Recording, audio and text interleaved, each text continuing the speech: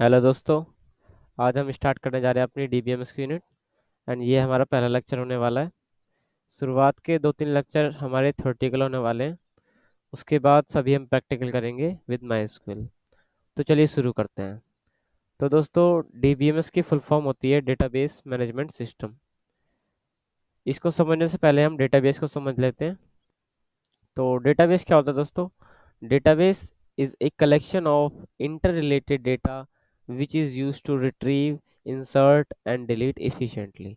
यानी कि जो डेटाबेस है वो इंटर रिलेटेड डेटा का कलेक्शन होता है, जिससे कि हम बाद में डेटा को रिट्रीव कर सकें, इंसर्ट करना है तो इंसर्ट कर सकें, डिलीट कर सकें इफिशिएंटली। एग्जाम्पल से हम बेहतर समझते हैं। मान लीजिए कि एक नोटबुक है रजिस्टर, उसमें कुछ कंटेंट लिखा हुआ है। तो जो कंटेंट होगा वो होगा हमारा डेटा, और जो रजिस्टर है नोटबुक, वो होगी हमारी डेटाबेस। यानी कि जहाँ पर हमारा डेटा रखा हुआ है, यानी कि जो डेटा को कैरी करने वाला होता है वो होता है हमारा डेटाबेस। और जो यूज़र है, जो इस नोटबुक को यूज़ कर रहा है, जो इसमें नोट्स बना रहा है या इंसर्ट कर रहा है, कुछ ऐड कर रहा है, कुछ डिलीट कर रहा है, या कुछ भी उसे करेक्शन करना है तो करेक्शन कर रहा है, यानी कि ओवरऑल हम कहें तो इस नोटबुक को मैनेज कर रहा है। तो वो जो यूज़र है वो होगा हमारा डीबीएमएस, यानी कि डेटाबेस को मैनेज करने वाला, डेटाबेस मैनेजमेंट सिस्टम। कुछ डेटा के बारे में जान लेते हैं दोस्तों। तो दोस्तों, जो हम डेटा इनपुट करते हैं वो क्या होता है कि हमारा मीनिंगलेस होता है, रॉ फैक्ट्स होते हैं। जैसे कि मान लीजिए कि हमें अमन लिखना है, तो AMAN, हमें ये सारी कीज प्रेस करनी पड़ेंगी। तो हमने जो डेटा इनपुट किया वो हमारा मीनिंगलेस होगा, उसका कोई मतलब नहीं होगा, वो रॉ फैक्ट्स होंगे अलग अलग। वो आगे जाके प्रोसेस होंगे, प्रोसेस होने के बाद जो हमें आउटपुट मिलेगी उसे हम कहते हैं इन्फॉर्मेशन, और इन्फॉर्मेशन हमारी मीनिंगफुल होती है। लेकिन जो हम डेटा को इनपुट करते हैं वो हमारा मीनिंगलेस होता है। तो आगे चलते हैं। तो दोस्तों, डीबीएमएस की फुल फॉर्म मैं आपको बता चुका हूँ, डेटाबेस मैनेजमेंट सिस्टम, यानी कि डेटाबेस को मैनेज करने वाला system. So DBMS refers to a software which is use to storing, maintain and utilising databases. यानी कि डीबीएमएस क्या है? एक सॉफ्टवेयर होता है जो कि डेटाबेस को यूटिलाइज करने के लिए, मेंटेन करने के लिए यूज किया जाता है, जिसमें कि हम डेटा को स्टोर करते हैं। तो ये क्या है? डीबीएमएस एक सॉफ्टवेयर होता है। ए database along with A DBMS is called database system. यानी कि एक जो डेटाबेस है, यानी कि वह जगह जहाँ पर हमारा डेटा रखा हुआ है, वो डीबीएमएस के साथ मिलके कंप्लीट, यानी कि जो डीबीएमएस में हमारा डेटाबेस बना हुआ है वो कंप्लीट मिलके डीबीएमएस के साथ में, वो हमारा कहलाता है एक डेटाबेस सिस्टम।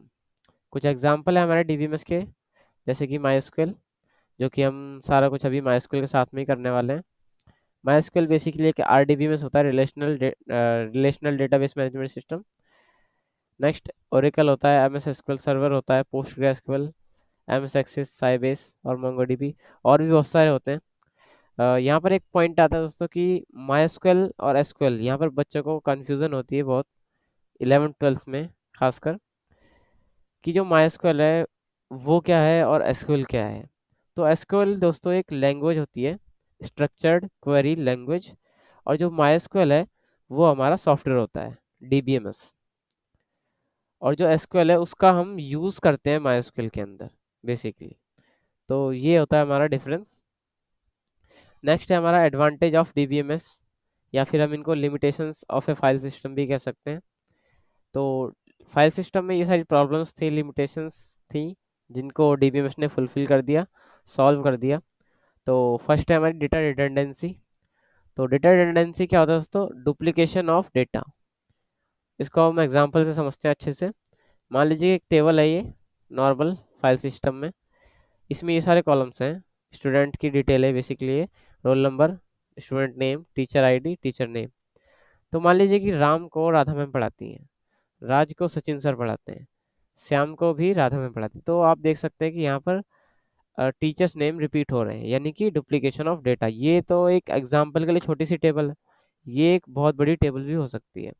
तो इसमें क्या है कि डुप्लीकेशन ऑफ डेटा होगा, यानी कि जो हमारे टीचर्स के नेम है वो हमें रिपीट करने पड़ रहे हैं बार बार। तो इससे क्या होता है कि स्टोरेज का इशू होता है। इसको हम सॉल्व कर सकते हैं डीबीएमएस के थ्रू। डीबीएमएस में हमें क्या है कि हम इसको दो टेबल में डिवाइड कर सकते हैं। ये हमारी मेन टेबल होगी और ये हमारी सेकेंडरी, और ये दोनों जो टेबल है वो आपस में लिंक होंगी। और इसमें हम स्टूडेंट की डिटेल रखेंगे, जैसे कि roll number, name, teacher ID. Teacher name हम यहाँ पर नहीं लिखेंगे। तो इससे क्या होगा कि जो सेकंड टेबल है उसमें हमने सभी टीचर्स के आईडी और सभी टीचर्स के नेम लिख दिए। तो यहाँ पर सिर्फ एक बार ही हमें नाम लिखना पड़ रहा है टीचर्स का। हमें बार बार इस टेबल में जो लिखना पड़ रहा था यहाँ पर राधा राधा इस तरह से और भी मल्टीपल टाइम्स हो सकता है, तो वो नहीं लिखना पड़ेगा, यानी कि स्टोरेज जो है हमारा बचेगा। तो ये होता है कि जो डीबीएमएस है उसने डेटा रिडंडेंसी को सॉल्व कर दिया। नेक्स्ट है हमारा डेटा इनकंसिस्टेंसी। सो डेटा इनकंसिस्टेंसी क्या होता है दोस्तों? Mismatched multiple copies of same data. तो इसको भी हम एग्जांपल से समझते हैं। मान लीजिए कि ये टेबल है, इसमें ये सारे कॉलम्स है, roll number, name, class, teacher and subject. तो अगर कोई यूज़र इसमें डेटा इंसर्ट कर रहा है, तो अगर उसने रोल नंबर वाले कॉलम में अमित लिख दिया, सब्जेक्ट लिख दिया इंग्लिश, नेम वाले में वो 12 लिख रहा है, उसने अपना श्याम, तो ये ठीक है। क्लास में वो हिंदी लिख रहा है और 4 लिख दे रहा है, जो कि इसका रोल नंबर होना चाहिए था। टीचर वाले में वो 3 लिख दे रहा है, जो कि उसका रोल नंबर होना चाहिए था। तो ये क्या है? मिसमैच्ड कॉपीज हो जा रही हैं। तो यानी कि एक्यूरेट नहीं रहेगा, रिलायबल नहीं रहेगा डेटा। तो ये होती है हमारी डेटा इनकंसिस्टेंसी, यानी मिसमैच्ड हो जा रहा है यहाँ पर। ये रोल नंबर वाले में रोल नंबर नहीं आ रहा, क्लास वाले में क्लास नहीं है, हिंदी लिख दिया। तो इस तरह से ये जो है मिसमैच्ड कॉपीज हो जाती है, इसको हम कहते हैं डेटा इनकंसिस्टेंसी। और डीबीएमएस में हम इसको सॉल्व कर सकते हैं। डीबीएमएस में क्या है कि जो बेसिकली हम आरडीबीएमएस की बात करने वाले हैं हम, जो माइस्क्यूएल है हमारा वो आरडीबीएमएस होता है, रिलेशनल डेटाबेस मैनेजमेंट सिस्टम, जिसमें कि हम सारा कुछ टेबल पे वर्क करते हैं, टेबल में स्टोर करते हैं डेटा को। तो हम इसमें क्या कर सकते हैं कि ये जो कॉलम है हमारा टेबल का, उसमें हम डेटा टाइप लगा देंगे इंटीजर टाइप का। अगर हम यहाँ पर लगा देते हैं रोल नंबर वाले में, तो इसमें सिर्फ इंटीजर टाइप की ही वैल्यू इंसर्ट हो सकती है। तो इससे क्या होता है कि रिलायबल हो जाएगा डेटा, यानी एक्यूरेसी बढ़ जाएगी। तो इस तरह से ये डेटा इनकंसिस्टेंसी सॉल्व होती है। नेक्स्ट है हमारा इनसिक्योर डेटा। तो फाइल सिस्टम में जो है डेटा इनसिक्योर होता है। जैसे कि मान लीजिए आपने कोई फाइल खोली हुई है, तो रैंडम टच से या कैसे भी जो है आसानी से फाइल डिलीट हो सकती है, या कुछ भी उसमें चेंजेस हो सकते हैं। बट डीबीएमएस में क्या है कि हमें क्वेरी लिखनी पड़ेगी। एक परफेक्ट क्वेरी ही किसी चीज़ को डिलीट कर सकती है, हमारा डेटा जो है उसको डिलीट कर सकती है या फिर उसमें कुछ चेंजेस कर सकती है। तो ये होता है इनसिक्योर डेटा। नेक्स्ट है हमारा डिफ़िकल्टी इन एक्सेस। तो डिफ़िकल्टी होती है एक्सेस करने में, जैसे कि मान लीजिए फाइल सिस्टम में बहुत सारा डेटा रखा हुआ है, तो हमें राम की इन्फॉर्मेशन अगर एक्सेस करनी है तो हमें ढूंढना पड़ेगा, यानी डिफ़िकल्टी होगी बहुत। लेकिन डीबीएमएस में क्या है कि हम क्वेरी के ज़रिए एक कंडीशन बेस पर एक स्पेसिफिक पर्सन की इंफॉर्मेशन एक्सेस कर सकते हैं बहुत ही आसानी से। तो ये होता है। नेक्स्ट हमारा डेटा आइसोलेशन। डेटा आइसोलेशन में क्या है दोस्तों कि फाइल सिस्टम में फाइलें सेपरेट है, यानी एक फाइल जो हमने बनाई वो दूसरे से सेपरेट है, कोई लिंक नहीं है। लेकिन जो डीबीएमएस है उसमें हम अ, उनको लिंक कर सकते हैं और लिंक करके हम उनको यूज़ कर सकते हैं। नेक्स्ट है हमारा डेटा डिपेंडेंस। सो डेटा डिपेंडेंस में क्या होता है दोस्तों? जैसे कि मान लीजिए कि एक नॉर्मल फाइल है फाइल सिस्टम में, तो अगर इन फ्यूचर उसके स्ट्रक्चर में कुछ चेंजेस हो जाते हैं, तो जो उसको एक्सेस करने वाले एप्लीकेशंस प्रोग्राम हैं उनको भी चेंजेस करने की ज़रूरत होगी, उनमें भी चेंजेस करने की ज़रूरत होगी। अदरवाइज़ क्या होगा कि जो फाइल है वो सही फॉर्मेट में सही स्ट्रक्चर में एक्सेस नहीं होगी। तो ये होता है डेटा डिपेंडेंस। नेक्स्ट है हमारा control data sharing. So control data sharing में क्या है दोस्तों कि जो डीबीएमएस है उसमें हम अलग अलग यूज़र क्रिएट कर सकते हैं और उन यूज़र्स को अपने अकॉर्डिंग परमिशन अलॉट कर सकते हैं कि जो ये यूज़र है वो कौन कौन सी क्वेरी और किस कौन कौन से ऑपरेशन परफॉर्म कर सकता है, कौन कौन सी क्वेरी एग्जीक्यूट कर सकता है और किस किस डेटाबेस पर कर सकता है। तो ये सारी चीज़ें हम अपने अकॉर्डिंग जो है परमिशन अलॉट कर सकते हैं। तो इस तरह से जो है कंट्रोल डेटा शेयरिंग होती है डीबीएमएस में। नेक्स्ट कुछ की कॉन्सेप्ट्स होते हैं हमारे डीबीएमएस में, जैसे कि database schema, database instance, data constant, Meta data और data dictionary. Query, data manipulation, database engine. तो इनको हम डीपली समझते हैं। फर्स्ट है हमारा डेटाबेस स्कीमा। सो स्कीमा क्या होता है दोस्तों? स्कीमा इज द स्ट्रक्चर और design of a database. Schema tells how the data organised in the database. So schema क्या है कि जो डेटाबेस है हमारा उसका स्ट्रक्चर बताता है, उसका डिजाइन बताता है कि जो हमारा डेटाबेस है उसके अंदर हमारा डेटा किस तरह से ऑर्गेनाइज्ड है, किस तरह से रखा हुआ है, वो हमारा बताता है database schema. It contains data about structure. ये स्ट्रक्चर के बारे में डेटा रखता है। जैसे कि मान लीजिए हमने टेबल बनाई है कोई, तो स्कीमा में क्या है कि वो हमारे बताएगा कि टेबल का नाम क्या है, उनके अंदर जो टेबल है हमारी उसके अंदर कौन कौन से फील्ड्स हैं, कौन कौन से कॉलम्स हैं, उसमें कौन कौन से डेटा टाइप्स हमने लगा रखे हैं, कॉन्स्टेंट्स कौन से लगा रखे हैं, अगर कोई रिलेशनशिप्स बनाई है तो हमने वो उसके बारे में बताएगा। तो ये सारी चीज़ें यानी कि ओवरऑल हम कहें तो स्ट्रक्चर के बारे में बताता है हमारा database schema. Database schema is also called visual और लॉजिकल आर्किटेक्चर। तो डेटाबेस स्कीमा को हम विजुअल और लॉजिकल आर्किटेक्चर भी कहते हैं। नेक्स्ट है हमारा database instance. So database instance क्या होता है दोस्तों? Data in a database at a specific time, यानी कि एक स्पेसिफिक टाइम पर डेटाबेस के अंदर जो भी हमारा डेटा रखा हुआ है, जो भी हमारा डेटा एग्जिस्ट करता है, वो होता है हमारा डेटाबेस इंस्टेंस। दूसरी भाषा में हम इसको कह सकते हैं कि द स्टेट और snapshot of a database at a specific time, यानी कि एक स्पेसिफिक टाइम पर डेटाबेस का स्नैपशॉट या फिर उसकी हम स्टेट कहें, वो होती है हमारी database instance. A database schema can have many instances at different times. सो जो डेटाबेस स्कीमा, जैसे कि मैंने आपको बताया था कि वो स्ट्रक्चर के बारे में बताता है, डिज़ाइन के बारे में बताता है। तो मान लीजिए एक टेबल है, तो वो डेटाबेस स्कीमा उसके बारे में बताएगा, उसके स्ट्रक्चर के बारे में। इन फ्यूचर अगर जो टेबल है हमारी, उसके स्ट्रक्चर में हम कुछ चेंजेस कर देते हैं, उसमें कुछ कॉलम ऐड कर देते हैं या फिर उसके कुछ डेटा टाइप्स में चेंजेस कर देते हैं, यानी कि उसके स्ट्रक्चर में हम चेंज कर देते हैं, तो जो हमारा डेटाबेस स्कीमा है वो भी चेंज हो जाएगा, उसका डेटा जो है वो भी चेंज हो जाएगा। यानी कि जो डेटाबेस स्कीमा है वो उसके कई मैनी इंस्टेंस हो सकते हैं एट डिफरेंट टाइम्स। तो ये होता है हमारा डेटाबेस इंस्टेंस। नेक्स्ट है डेटा कॉन्स्टेंट्स।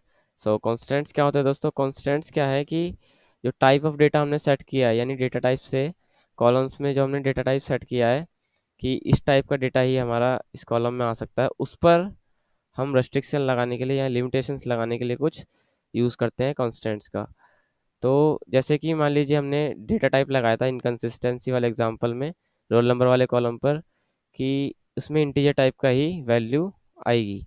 तो वो इंटीजर टाइप की वैल्यू किस तरह से इंसर्ट होंगी उसमें, कुछ रेस्ट्रिक्शन लगाने के लिए, कुछ लिमिटेशंस लगाने के लिए, या फिर कुछ शर्तें हम कहें, उनको लगाने के लिए हम यूज़ करते हैं कॉन्स्टेंट्स का। जैसे कि अगर हमने इंटीजर टाइप का डेटा टाइप लगा दिया और फिर हम उसमें यूनिक जो है कांस्टेंट लगाते हैं, तो उससे क्या होगा कि एक जो वैल्यू हमने एक बार इंसर्ट कर दी, वो दोबारा से हम इंसर्ट नहीं कर सकते, यानी कि यूनिक वैल्यू ही इंसर्ट होंगी, डुप्लीकेट वैल्यू हम इंसर्ट नहीं कर सकते।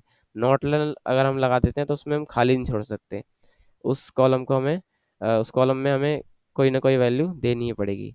डिफ़ॉल्ट में हम कोई भी डिफ़ॉल्ट वैल्यू भी दे सकते हैं कि अगर यूज़र के द्वारा कोई वैल्यू नहीं दी जाती है, नहीं इंसर्ट की जाती है, तो वो उसकी डिफ़ॉल्ट वैल्यू ये होगी।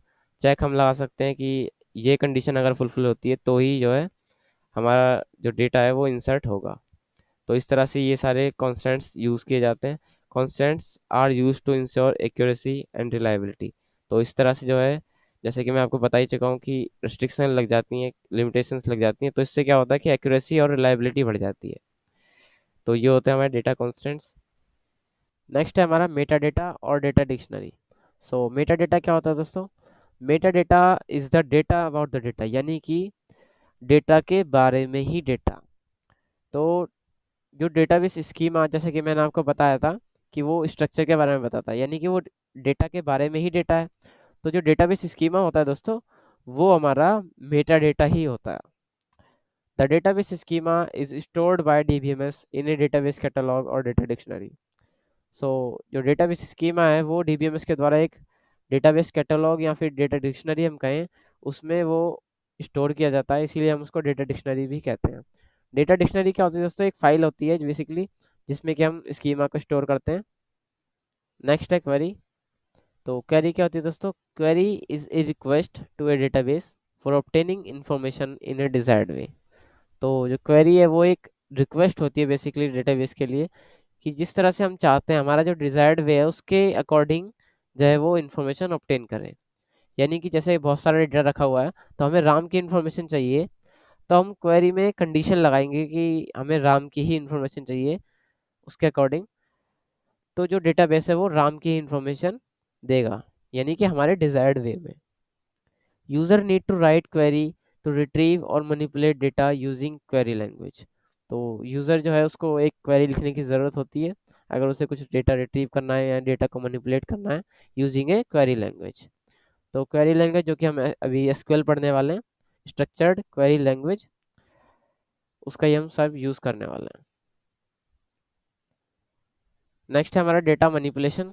सो डेटा मैनिपुलेशन क्या होता है दोस्तों, data manipulation can be defined as modification of data, यानी कि डेटाबेस का मॉडिफिकेशन, यानी उसमें को हमें कुछ चेंजेस करने हैं, कुछ भी अपडेट करना है, कुछ भी डिलीट करना है, तो ये सब हमारा होता है data manipulation, which consist of 3 operations. So mainly इसमें 3 ऑपरेशन होते हैं, insertion, deletion and updation. Insert करने के लिए, डिलीट करने के लिए और अपडेट करने के लिए। इंसर्ट करने के लिए, डिलीट करने के लिए और अपडेट करने के लिए।